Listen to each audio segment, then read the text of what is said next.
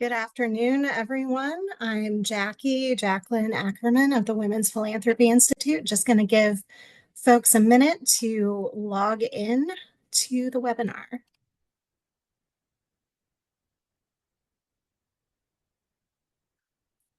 Thanks for joining us. Feel free, as we're getting started, to drop your name, where you're from, what organization you represent in the chat. We love to kind of see the community that we're able to bring together.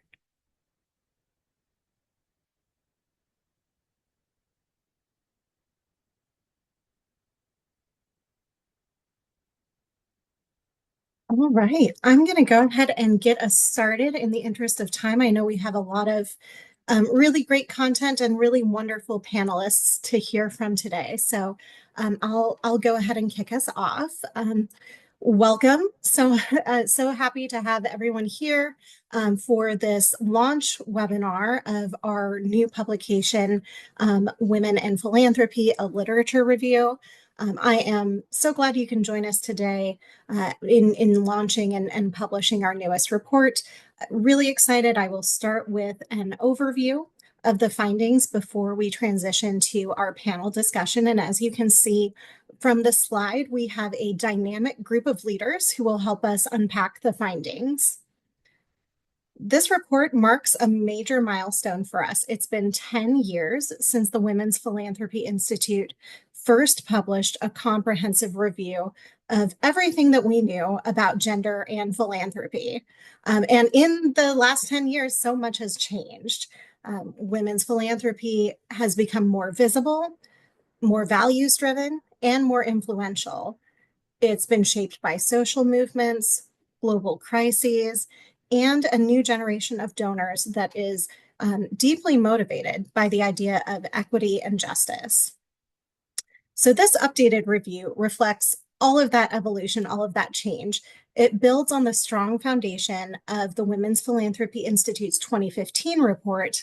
It incorporates new research, broader voices, and emerging trends in how women give and lead. And for the first time, it includes a dedicated section on gender and leadership in the philanthropic sector. In addition to a relatively long literature review document, we've also developed 4 companion briefs. They're actionable insights. They're one page tailored to 4 different audiences: donors, fundraisers and nonprofit leaders, organizations serving women and girls, and women leaders and their allies. And we hope that by providing those additional documents that the work can move quickly from research to practice. What we find is really clear from the data is that women have always been central to American generosity and generosity around the world, even when their contributions were not fully recognized or valued. Through formal and informal giving, volunteering, and community leadership, women have long shaped the philanthropic landscape, often while also navigating systemic challenges and the constant devaluation of their contributions to society.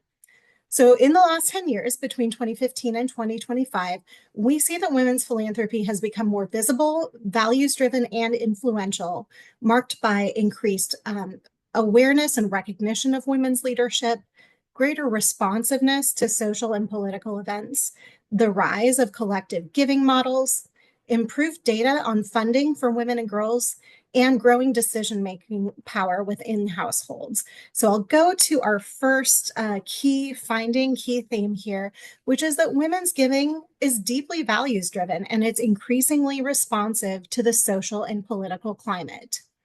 Compared to a decade ago, there is strong evidence that women activate their philanthropy in response to current events, and they are more frequently leveraging philanthropy as a tool for civic engagement and social change.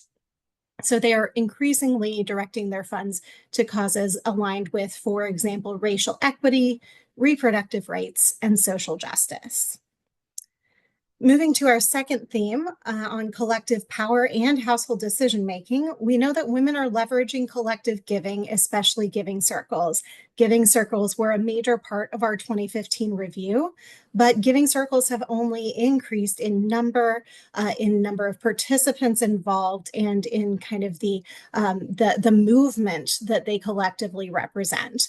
We know that women are the largest part of giving circles and collective giving more broadly. They tend to like the idea that you can pool resources, build relationships, support shared causes with greater strategic impact, and also learn about your community while doing so. And this really reflects what we know about women's inclination toward community-driven participatory philanthropy. We know that household dynamics are shifting as well. Male preferences often guided giving in heterosexual households in 2015, but joint decision making now is the majority of how households decide about charitable giving. Women play an increasingly decisive role in these giving trends and giving decisions. So we know that that is a good thing, because when women lead giving, philanthropy tends to grow and also support a wider range of social causes. Third, we should talk about volunteering. It's not all about the dollars. Volunteering remains a core expression of women's, philanthropic identity. We know that women are more likely than men to volunteer, and they volunteer more hours. Women continue to be highly engaged in volunteering. They are often blending this idea of time, talent, and treasure. And our research affirms that blend, that women often combine giving and service, and that combination is really central to how many women express their values and their leadership in philanthropy. Giving to women and girls is one of my favorite parts of the work. I am so proud of our Women and Girls Index that enabled this to be a whole different section than it was 10 years ago. 10 years ago, we knew very little about giving to women's and girls' causes, who gives to them, how much is given. And today we have the Women and Girls Index that tells us that, sadly, funding for women's and girls organizations remains a small fraction of total philanthropy. It's less than 2%, but we know that visibility and awareness have grown since 2015. And so we now have this tool to systemically track funding to women's and girls organizations and give us comprehensive data so that we can understand and address the gender funding gap and support more strategic investment. And for the first time, our literature review now includes a dedicated section on gender and leadership. We know that women are donors. We know that women and girls are recipients of philanthropy, but they are also transformative leaders that are shaping nonprofit and philanthropic institutions across the sector. Our research and research from other folks on leadership in philanthropy and nonprofits highlights both opportunities and context-specific challenges for women in the sector. Elevating and resourcing women's leadership is essential for us to sustain progress and drive systemic change from within. Now, as we transition to the panel, just have this one question for you to pause and reflect on as we make this transition. How can leaders and allies support women's leadership, giving, and service to create a more inclusive and impactful philanthropic sector? And as you ponder that, interested to hear your thoughts in the chat if you wish to share. I will transition over to our panel. We've brought together a fantastic group of panelists. They each bring a unique perspective on how we can deepen and expand the impact of women's philanthropy in the decade ahead. Our panelists are, first we have Dr. Stephanie Hull. She is President and CEO of Girls Inc., where she leads a national network inspiring more than 100,000 girls in each year to be strong, smart, and bold. She is a recognized leader in education and women's advocacy, and she has expanded Girls Inc. into new communities, forged innovative partnerships, and been honored as one of the Nonprofit Times Power and Influence Top 50. Ellen Remmer is co-founder of Invest for Better and a leader in the field of strategic philanthropy. She is a former CEO of the Philanthropic Initiative, and she is the first chair of the WPI after it merged with Indiana University's Center on Philanthropy. She's worked with families, foundations, and corporations to amplify their impact and has been at the forefront of mobilizing women's capital for social good. She also leads her family's foundation supporting girls' empowerment and sustainable fisheries and chairs the board of the main chapter of the Nature Conservancy. And finally, Rochelle Roseman Pike, or excuse me, Rochelle Roseman Rinkins, 3 R's, hard, is Vice President of Transformation and Organizational Effectiveness at the W.K. Kellogg Foundation. There, she drives business process reengineering, organizational performance, and racial equity grant making. She's a seasoned leader. She has experience from Apple, Procter & Gamble, and the Knight Foundation, and she brings deep experience in supply chain operations and social impact. She's also the founder of Liquid Courage Cosmetics and the Power Brunch, creating spaces that empower women to lead with confidence. I am so thrilled to welcome the three of you to this conversation and really grateful that you have all made the time to be here today. I will just start with one question for all of you and just get us in the groove before I have some specific questions for each of you. So my question is, given your experiences, they've been varied in the field of philanthropy, what are some of the biggest changes that you have seen over the past 10 years in the area of philanthropy and especially women's philanthropy? I will start with Stephanie, if that's all right. Sure, thank you. And thank you for having me part of this conversation. I think some of the biggest changes we have seen have been really responsive to the environment that we're in for various reasons. Certainly, I began leading Girls Inc. just before the pandemic, and to see the wave of philanthropy that came up when people felt most concerned about the future was really inspiring to organizations like me, I'm sure, just to see that giving grew in that moment instead of shrank, and to see that funders got together and talked with people like me and helped us think together about how to have the greatest impact, how to be sure that the people we cared about the most and the organizations and structures we cared about the most were safe. So I'd say I like the way philanthropy has surprised us in those recent past years, that the way that philanthropy and the people behind philanthropy have been in the moment different from what we thought and what the data have really indicated. Thank you. Over to you, Ellen. Oh, thank you. And thank you so much for being on this panel. And I've loved meeting the other panelists as well, and reading about the research. So I've been in this field a long time. So just a little, I mean, when I think about it, I joined this field like 35 years ago. Joined joined the WPI before it merged in the 90s, and philanthropy was very different then. It was very institutional, elite, individual. Philanthropy was, focused more on charity, and strategic philanthropy associated like with Rockefeller and Ford. And so today, and I think getting to the last 10 years, so there wasn't a women's philanthropy field, although we were trying to create one, and at least it wasn't recognized. Today, so much more diverse, wide range of donors, so much more democratized with access points driven by a variety of models, more activist, more justice oriented. And I think that does show the engagement of women and donors of color. There are, again, way long ago in ancient history, there were very few organizations in the ecosystem. The Center on Philanthropy in Indiana was around, but now there are hundreds of networks and collaborations.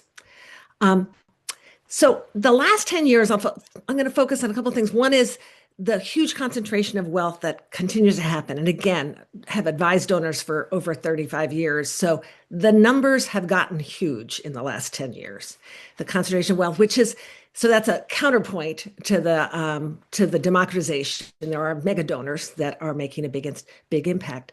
The good thing is we've got many more female mega donors. And I mean, everybody knows, you can read about it in the reports too, having Mackenzie Scott, Melinda Gates, and others who have dramatically, I think, changed the conversation around things like trust-based philanthropy and women's causes. And I guess finally, I think we've seen in the last 10 years a more greater acknowledgement of aligning all of our resources with our values. So shifting from treating investment separately from philanthropy, like make money and to integrating them. And again, I think that works well for women who really want to use all of that and have integrity with what they do. So I think those are all very exciting developments. Thanks, Ellen.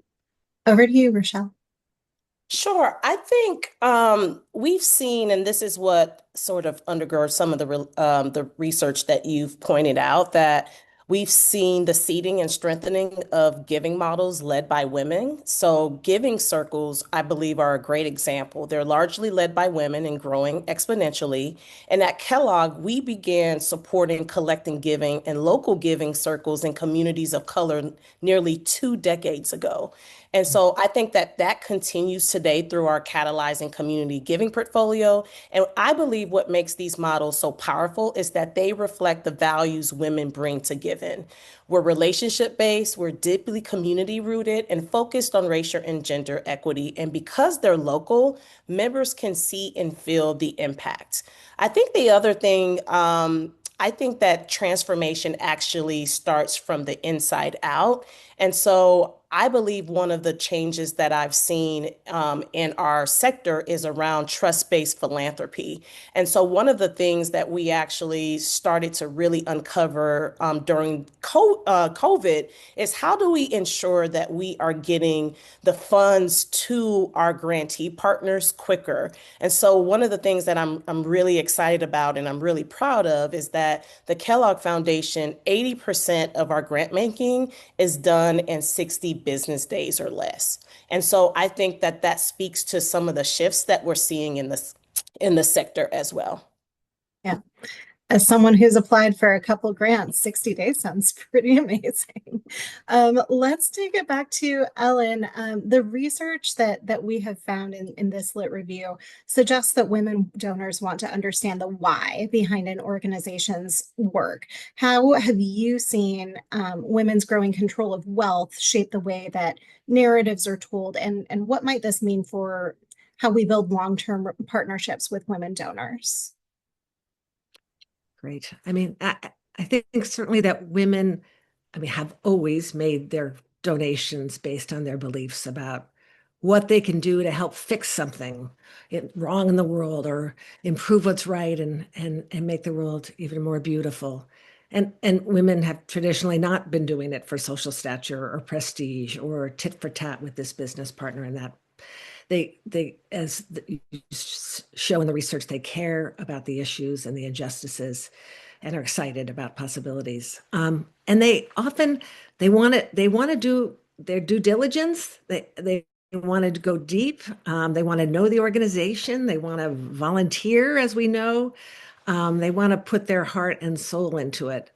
And well, women do care about data, some more than others. I always, my MIT educated McKinsey consultant daughter-in-law loves data when she in her philanthropy, but they care equally, and many, if not more, about the people and the stories of real impact, the personal. And I think that's been a good balance in terms of bringing the heart and the reality on the ground, the qualitative aspects of impact, what really changed and how did the organization do that. So, in the early days, the thing about women's philanthropy was that all the fundraisers kind of had in their database, they had the husband's name. I mean, that was actually the big problem back in the 90s we were trying to address, which, hopefully that has changed completely. But now it's really about the catching up, and I think many nonprofits are doing that, about talking to and engaging donors in ways that address the shift in, as you say, the women's control over resources and the leadership that we're seeing by some of these donors. So I think it's all good stuff about being authentic, engaging. The donors, give them work to do. It's not, they want to be involved. They want to know what your challenges are. Share your stories as well as the data, solicit their viewpoints. as Rochelle was saying, I mean, women are affiliative, provide them with opportunities to meet other women who share the same passion. I think all of those good things that will speak to the women and certainly to the men as well and the next generation. Thank you so much, Ellen. Stephanie, let's talk a little bit about giving to women and girls. So as everyone heard and may have been hearing from us for 6 years or so, we know that only about 2% of philanthropic dollars go to women and girls. But even with that limited investment, we have seen powerful impact and changes. So what opportunities do you foresee as that level of funding does continue to grow? Well, I thank you. I hope that that level of funding will continue to grow, to be honest, because 2% is really the number that seems that we are a little bit stuck at that number. And I know that the amount of wealth that is given philanthropically grows. So there's more in that 2%, but at the same time, we stay in the same relative position to the other organizations in the sector when that 2%, even if that's a bigger number of dollars. So I think what the opportunity for us, maybe to reflect on what Ellen said, is to think about the story we tell, to think about the practices. I would say leading an organization that supports women and girls that is mostly led and run. We have 75 affiliated 501c3s raising money in their communities to support women and the young girls that they once were.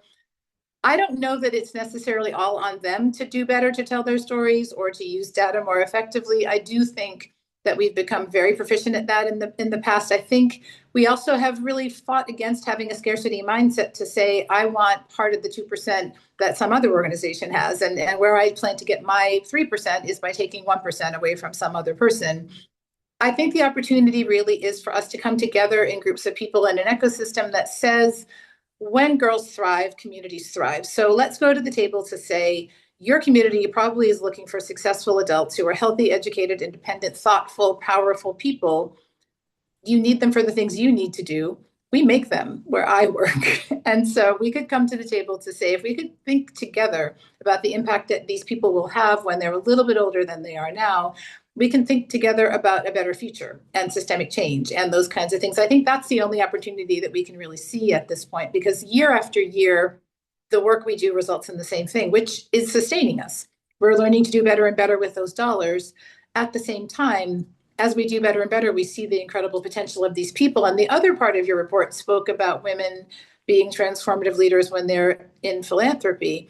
Well, you can't take a girl from a very low income environment and inspire her to be the greatest philanthropist in the world and change the world if she doesn't have the opportunity ever to think about anything beyond how to get through the end of her day successfully and help the people that she cares about most. So it's a big circle. And I think we stay optimistic about that circle and we continue to provide great people for that process. But we need to be able to think a little bit differently. I think whatever the strategies have been that have gotten us to 2%, I'm happy with that because it sustains us. And at the same time, the people we see the potential that we have, and we would really like to step into that power. We would like to have that investment. We're ready to tell those stories differently and to partner differently with people. I think another thing Ellen said that I will lift up again is that women are affiliative. We're not necessarily interested in me. We are interested in us and what we can do together to make that more beautiful world she spoke about. It does start with little people who will become women when they're older. And, speaking on that level, many organizations have that same thing where they're trying to help somebody and people are seeing just that person and they're not seeing the future that that person can help to generate. So I think the opportunity, as I heard that report, I think the opportunity is to collaborate, tell a little bit of a longer story than the story of a girl who's between 5 and 18 years old, tell the story of the community that she influences, and go hand in hand with Ellen, who has all the experience, and a 5-year-old who has none of the experience, and really show you what women can become and what they can do in the world. I love that, Stephanie. Thank you. All right, Rochelle, let's talk about the Kellogg Foundation. We know that they have a long history of supporting women, children, and families. And so I'd love for you to share a little bit about how Kellogg is focusing its investments in women and girls today and what sort of impact you might have already seen from that work. Sure. I'm really enjoying this conversation. And at the Kellogg Foundation, our work with women and girls is guided by a simple truth. The people's closest to the problem are the closest to the solutions. We view our role as standing alongside communities, fund what they already know will work, and create space for their leadership to thrive. One example that I want to bring to this space is our partnership, because I think that that's one of the roles of funders is to amplify the great work that our grantee partners are doing. And Women's Foundation of the South is no exception to that.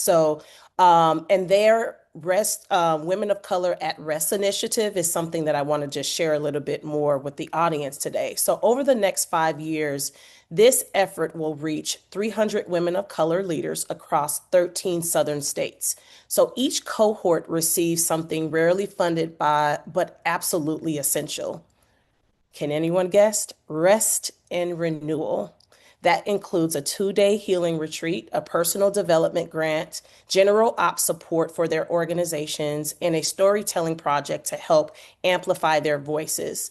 Early results have been really powerful. Some women said that this was the first time that they've ever been given permission to even step away for their own well-being. They returned energized, ready to continue their work, and they are mentoring young women who are already adopting healthier practices. So I believe sometimes our role as funders is just really to get out of the way of our grantee partners. And other times I think it's to serve as a connector or a force multiplier, helping communities scale what's already working. So one innovation that I've already talked about is sort of like ensuring that 80% of our grants are approved within 60 days or less, because we, again, know that families and organizations cannot wait to get the funds they need to do the work. And the impact we've seen is really profound. Women-led organizations are not only strengthening services, but also changing systems, advancing equitable access to childcare, driving new models in maternal health, and building stronger, more resilient communities. That's the heart of our approach. Systems change, not just funding programs. I love that. Thanks so much for a concrete example. I think is so useful for understanding the trend and kind of bringing it to life. So Stephanie, I'm going to turn back to you to talk about women's growing influence in leadership positions within nonprofits and philanthropy. So I really love that this is a new part of our literature review that we didn't even have enough content on 10 years ago to merit a chapter. So I'm really heartened by that. It's inspiring to see that shift happen. Would love to hear your thoughts on factors that have helped drive this change and how the sector can continue to uplift and empower women leaders. I think a part of it certainly is that thing that Rochelle said, which is being close to a problem gives you a good long time to think about how you'd solve that problem if you had the opportunity. And I think the answers that come from people who have faced challenges are I think we're learning as a culture to pay more attention to that. To even, for us, we easily listen to girls, even very young ones, when they tell us what they need. We take their advice on what to provide for them. Certainly there's an adult presence and we'll think about things that we think they need too, but they're the experts on being girls right now and in this world. And so I think that leads to that question of, as women stereotypically anyway, engage in things that are beyond what they personally need, where they're taking care of people, where they are looking out over a landscape and thinking in different ways about what it means to be okay and to have what they need. They bring people with them. And the transformative power I think that they bring is because they solve problems in interesting ways. I was interested in looking at the report at women's interest in men's issues as well as women's issues, where it seems like men trend more toward men's issues. And that there's a question in the chat actually about the question of, do we have to do everything for boys and nothing for girls right now? Or do we think of young people as all having faced challenges and look at the challenges that they face according to the demographic that they live in or the experience of the age that they were during the pandemic and in learning loss and loss of school communities? I think women become change agents because they are naturally change agents, because they have they've had to adapt biologically to make sure that not only they, but probably somebody little and vulnerable is also depending on safety. And I think that's an interesting lens. And certainly not all women come from that nurturing background, and it's not all necessarily nurturing. It could be data, it could be other perspectives, but what it all amounts to is if through philanthropy you can transform young people into leaders, and if some of those people are transformed into women leaders, you are building your own security in the future, because you know if you make those people into the philanthropists of the future, they'll take care of you, whether or not you look like them, are them, grew up like them, need the things that they need. That's an interesting thing to think about financially. I think you'd want to think about, should you make a bet on somebody who is 50-50 on whether they will take that investment and care about you, or should you make that bet that research keeps on telling us on, if you make a bet on girls and women, they take many more people with them. And it's an amplification that you don't get automatically in any other way. And yet, time and time again, studies like yours have proven that is a force multiplier. If you help them, they help everybody else. And they help themselves, which also helps us, because one less person needing services or resources and becoming themselves a philanthropist is inevitably it's better. It makes sure that then there are more dollars in that great pool. And if we continue only to have 2% of whatever the dollars are, I'd love for there to be twice as many dollars, and half of those dollars coming from women who have now achieved positions where they're being compensated equitably and they have the leisure to think about dollars that are beyond their budget and their needs personally. So to me, that obviously it's very obvious. I have a very simplistic view of the thing. It's very clear to us for lots of reasons that not only should you help everybody, you should help girls help everybody. That's really what it comes down to. Girls are guaranteed to help everybody. If you help them, it seems like a better investment in lots of ways. And it will make sure that the boys are taken care of, and the older people are taken care of, and communities are taken care of, and green spaces taken care of, and art is taken care of. And it's not just a stereotype. It seems that many reports like yours have really proven that that's something we could do in our communities. Thanks, Stephanie. I love that framing. I'm going to turn to Rochelle again to talk about values. So, as I mentioned earlier, our research shows that women's giving is often driven by their values, and so would love to hear from your perspective how you've seen the philanthropic sector respond to these values and what opportunities there might be for funders to strengthen their alignment with women's values. I appreciate that question. One of the things that this research makes really clear is that women's giving is deeply values driven, as you mentioned. So to me, that means that we're rooted in empathy, equity, and community. And I've seen philanthropy respond to that in some powerful ways. I think that we just have to also acknowledge that the sector is investing in women as philanthropic leaders. It was almost like my algorithm knew that I was having this conversation because I got a flashback on a social media post with Melinda French Gates committing an additional $1 billion through 2026. And it just really amplified this point for me. We know that women often put themselves last while holding multiple roles as mothers, caregivers, and workers. Raise your hands if you empathize with that. I know that I do. And that's why I think that we need to tell these stories. We need to highlight the contributions of women, and we invest in their care and leadership. And so at the Kellogg Foundation, I want to again bring some grantee partners into this conversation. We are supporting organizations doing exactly that. So Philanthropy Together, led by Sarah Lohman, which has been critical, and they've been critical in strengthening and diversifying the collective giving field worldwide. And another organization, Voice, Vision, Value, founded by Toya Randall, which centers Black women leading in philanthropy and builds a pipeline of future leaders through this program. These women and their organizations are ensuring philanthropy reflects the people it serves. I think looking ahead, I see opportunities for the sector to deepen this alignment.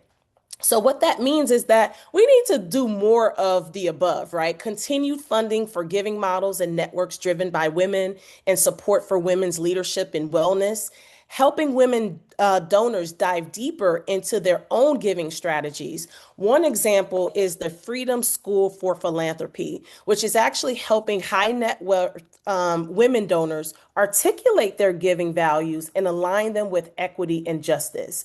Lastly, adopting practices that reflect women values-driven giving, like trust-based philanthropy, as I mentioned earlier, shifting power through general ops support, centering equity in decision-making, and supporting philanthropy that is by and for the community. And so, yes, I think the sector is beginning to respond, but I think the opportunity is to keep leaning in, to move from acknowledging women's values to actually aligning our practices and, more importantly, our dollars with women. Thank you, Rochelle. I again just love the actual names of organizations and people, and definitely echo all of those. Ellen, let's turn it back to you, talking about giving circles, other collective giving models. We know that those have only grown since our first lit review. They've become more prominent. And how do you say that you've seen these approaches impact community engagement, including fundraising and donor relationships? Great. It's been such an incredible phenomenon to see the growth of giving circles, which really were started by women. I mean, women, as you have acknowledged in the research, have always liked to do things collectively. I mean, if you look back at that history, I thought that was great. The mutual aid societies, the faith groups, the volunteer networks, and all of the membership organizations. But it's important to say it's partly because we're naturally affiliative, but it's also because we historically had so little power. And so you had to come together with other women, with others, in order to make change. I mean, that was, as Rochelle says, the force multiplier was the only way to do it. It was often women way back then couldn't even control the money at all, so they had to incorporate in order to get any control over the money. But of course, it was the 90s when we saw the model of the women's giving circle start to explode. And watching the way they've influenced other groups, identity groups, or I mean, at the Philanthropic Initiative, we did a lot of work with corporations who were setting up giving circles within the corporation. But you have the explosion of things like SVP. It's been quite a ride since Sandra Shaw Hardy and Martha Taylor wrote their work on giving circles. What I also love about giving circles is it's an amazingly powerful model for donor education. So I'm involved with another group called the Network of Engaged International Donors, and they do global giving, co-ed giving circles. And we'll say it's as people, as women and other folks are involved with these, the desire to learn from experts as well as learn by doing, not just, read some proposals, and learning with the peer support and the diversity of viewpoints that comes when you've got a group together, and the accountability of doing your due diligence, I think has been really powerful. And in my work with donors over the years, there's some women, who come from great wealth, who often got their start, and we would encourage it to be part of a giving circle, because it really educated them about how to work with grantee partners, and they learn from their partners as well as the other giving circle members. Over the years, lots of nonprofits, lots of some, have set up their own internal giving circles. The universities have certainly done that. I mentioned I'm involved with the Nature Conservancy now. They've got one for very high net worth donors. And I think with incredible success, continues to be a model that works very well and deepens the connection of the donors to the organization. My new venture, and I'm still involved with the Philanthropic Initiative, but my new venture, Invest for Better, we also recognize the power of women working together. So ours is we're helping women use not just philanthropy, but their investment assets, to create a more just and sustainable world. And again, the model came back to circles, women coming together and having a supportive network of peers and different viewpoints.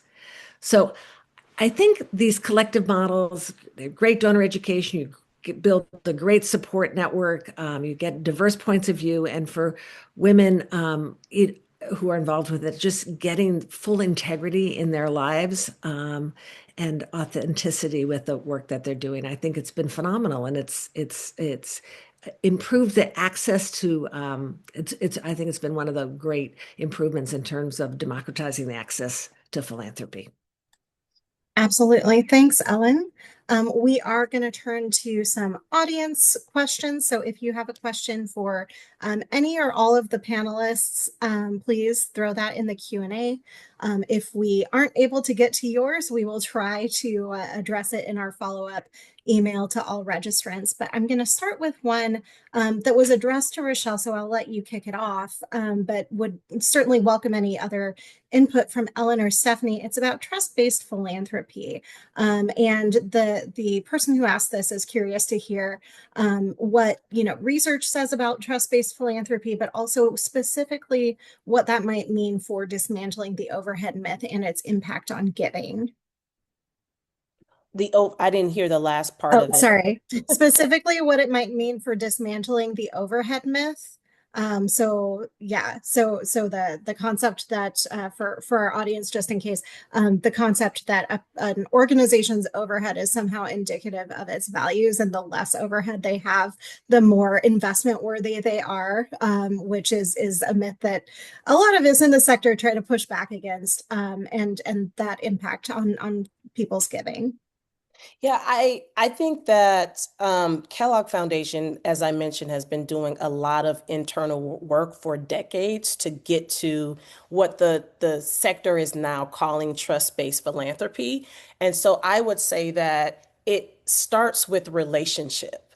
It starts with the relationship because I believe that as funders, if we believe that these organizations, these grantee partners are in fact closest to the issues and the opportunities in community, whether we're supporting Gen Ops or a specific program, it really, in my opinion, doesn't really matter, right? We want to ensure that we're funding the actual work, and we'll leave it to the experts to decide how they want to allocate the pie, right? And I think that that is a philosophy that, the Kellogg Foundation has adopted. And quite frankly, I think a lot of our peers are also starting to adopt that because guess what? The grantees are achieving the outcomes. And that's really what we care about is the fact that the grantee partners are meeting their commitment, achieving the outcomes, and being of service to the community. And so I think that that's what, for the funders who are on this call, I think that's what matters the most. And so that's how I'm thinking about it. I'm not sure if the other panelists, Stephanie, I see that you got off mute, if you want to add some perspective here.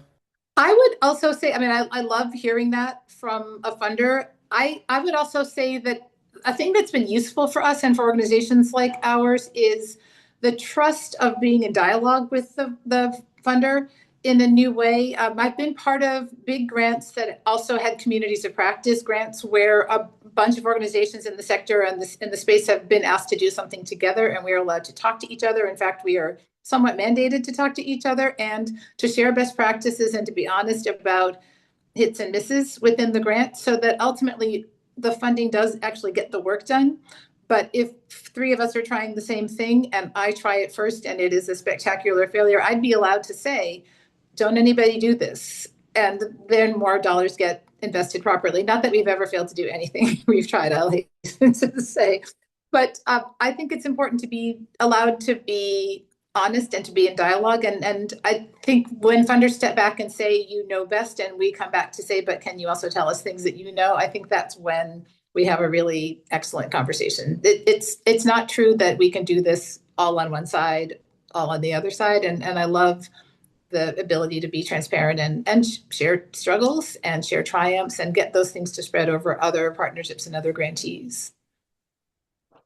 Thank you.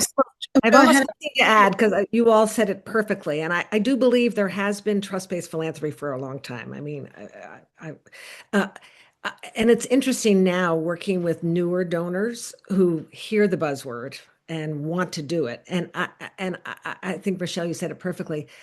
We try to encourage them to develop a relationship first, to understand the organization, because you don't want to, well, we're doing trust-based philanthropy. Let's just give $100,000 to this organization. Get to know the organization. Get to know so you have shared expectations so there's not a disappointment. And, once you establish that relationship, yes, have it be an authentic dialogue. Exactly. Thanks to all of you.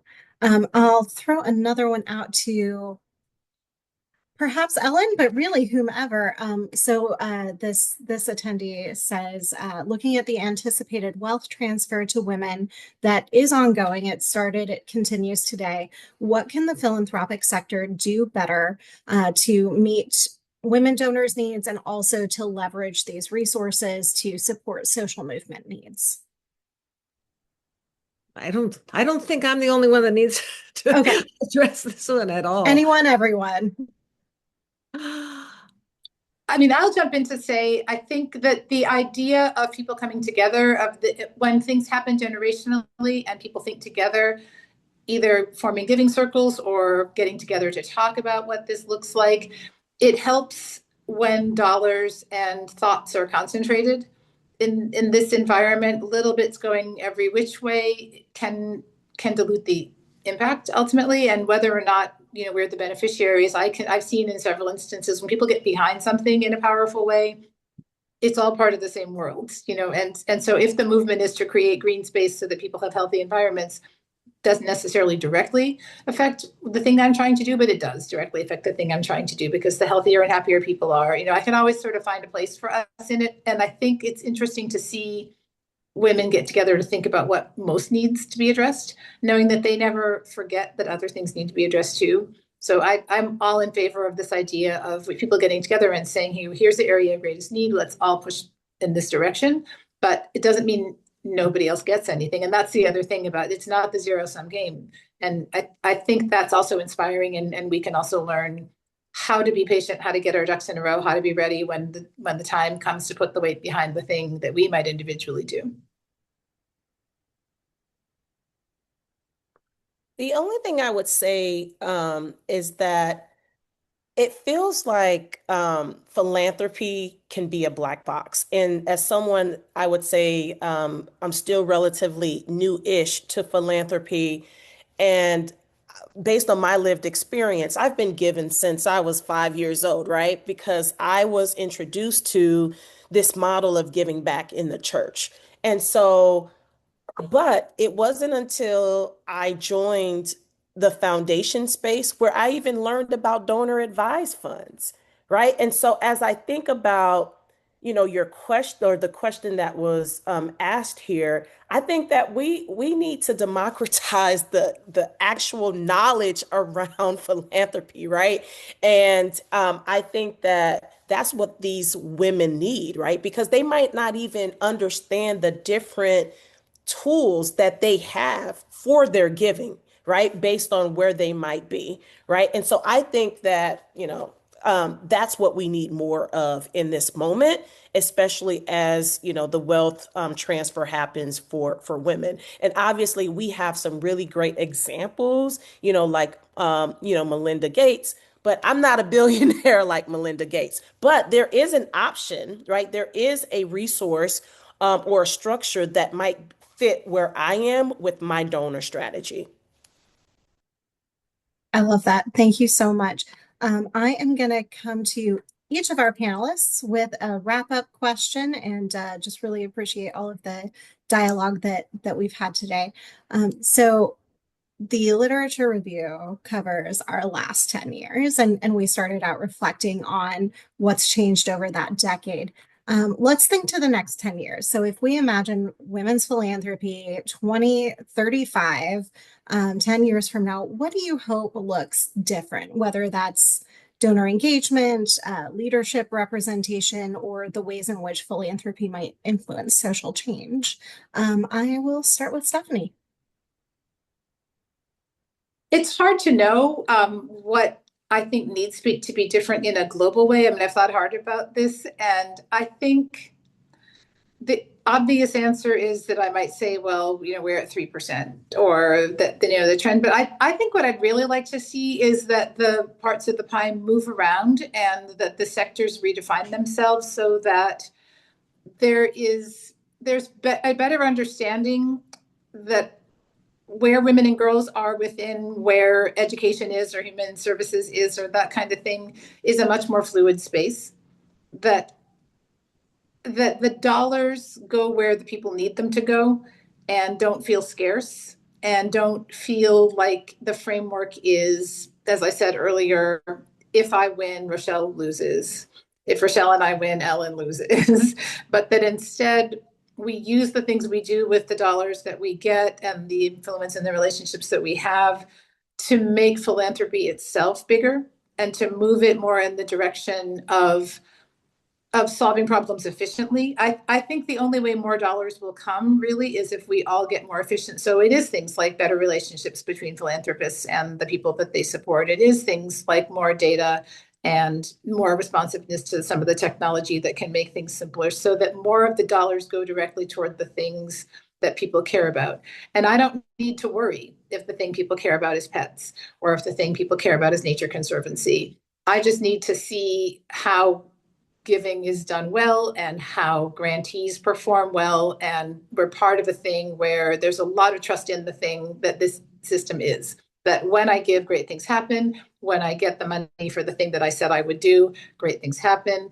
And I'm not looking over my shoulder to think, how do I move the needle away from plants to girls? That because that really is it's a bad way to think, and it's not a good way to use time. And even that time takes away from the time that we could be spending helping plants and girls. Thanks, Stephanie. I really appreciate that. I know we do a lot of talking lately, at least about having an abundance mindset versus a scarcity mindset, but it's hard to shake. And so I really appreciate you breaking it down and kind of going through what not to jump to and how to be more cooperative or at least more optimistic about what the future is going to look like for all of us. Ellen, over to you. All right. I love that. I also wanted to say earlier, I love that your comment about when women leave, they bring others with them, which is I think really true. So yeah, it's been exciting to see women controlling more wealth, and we're going to control even more wealth. I do think it will change things as long as we step into that power. My dream is that we continue to grow our role models, that women continue to be willing to stand up and show that they are role models and say what they think, and that we influence the next generation of female and male donors that way. And not just the mega donors, but to what Rochelle was saying, the everyday citizen. I've always had this dream that, parents use a little family, not everybody, and increasingly less people are part of faith-based institutions, which have provided such an incredible moral compass for giving in our communities. So I've always dreamt that there were more parents just used small family philanthropy as a moral tool, and a way to connect to their community and a family bonding experience. I dream that we think about all our capitals, investing, giving, activism, so we can actually make structural change in the way that money and power influence the world for better. And to Stephanie's point, there's being gender smart. I mean, it's a gender sensitivity in the investment world. We call it gender smart investing, and that we continue to have kind of more transparency and more knowledge about how we give and design programs that are gender smart, are sensitive to the partners that we're working with. Thanks, Ellen. Rochelle, take us home.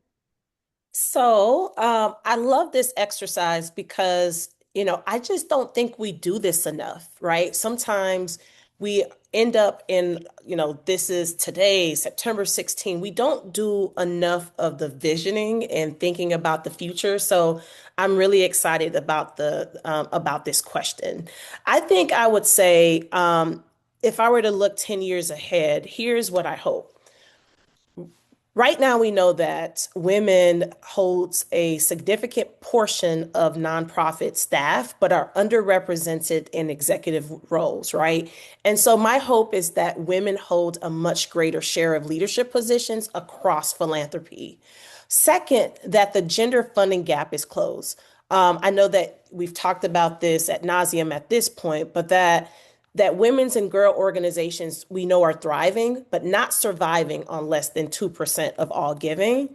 And then third, that philanthropy itself looks and feels different, more collaborative, more community led, and more focused on systems change.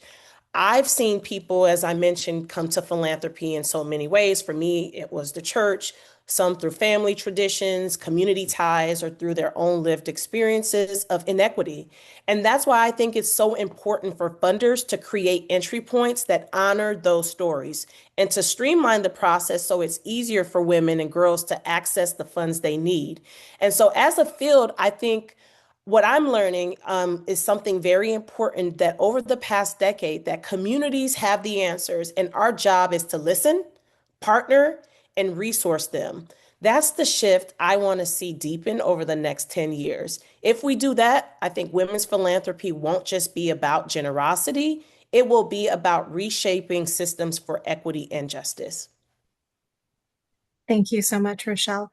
Just want to close with heartfelt gratitude to our three amazing panelists. You brought so much to our discussion and helped make a literature review really interesting and make me excited about what the next 10 years hold for philanthropy. Thank you so much to our audience for registering, for joining. We are going to send out an email to all registrants. So it'll have a recording and all of the links. So don't worry if you weren't able to grab all of those links. And just wanted to reflect, it seems like the need is urgent in terms of women's philanthropy and giving to women and girls. But what I'm hearing, especially from Stephanie, is that the potential is even greater, and that now is the time to really match the interest, the attention with resources, strategy, and commitment. So really appreciate all of your insights and appreciate everyone for joining, and we will see you next time. Bye.